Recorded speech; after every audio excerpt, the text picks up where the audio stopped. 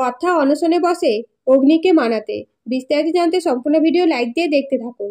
প্রত্যয় ঋতুর বাড়ির বাইরে আমরণ অনশনে বসে, কিন্তু ঋতুর মা তাতেও গলে না।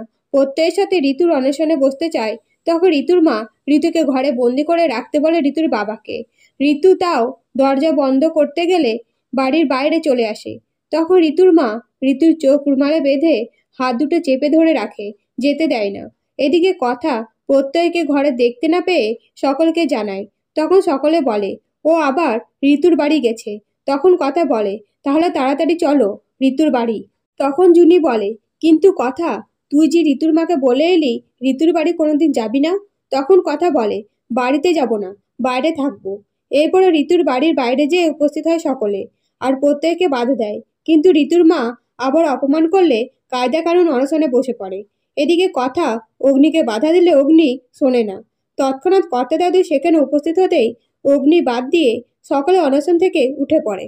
কিন্তু তাও দেখে ফেলে কর্তা দাদু এবং অগ্নিকে অনশন বন্ধ করতে বলে। কিন্তু অগ্নি বলে কেউ অনশন না করলেও আমি একাই অনশন করব।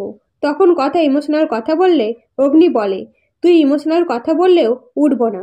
তখন কথা বলে মাদুর সমেত অগ্নিকে তুলতে। সকলে অগ্নিকে মাদুর সমেত তুললেও অগ্নি বলে আমাকে নামা, এভাবে অনশন বন্ধ করা যাবে না। তখন কথা বলে ঠিক আছে, তাহলে ছেড়ে দাও। এই কথা শুনে অগ্নি দাঁড়িয়ে পড়ে যাওয়ার ভয়ে। এইভাবে কথা অনশন বন্ধ করে। কিন্তু এইসব দেখে কথা মুচকি হাসলে জুনি বলে হাসছিস কেন? তখন কথা বলে আমার মাথায় একটা বুদ্ধি এসেছে।